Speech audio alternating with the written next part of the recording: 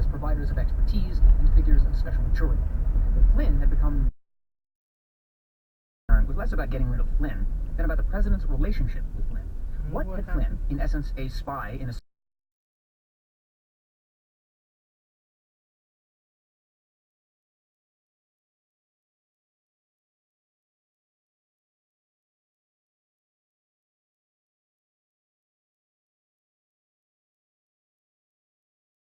of all, sought to preserve his personal right to defy or ignore his own organization.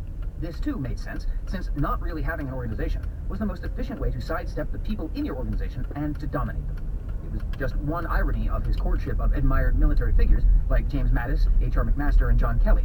They found themselves working in an administration that was in every way inimical to basic command principles. Almost from the beginning, the West Wing was run against the new Daily Reporter, person charged with running it, Chief of Staff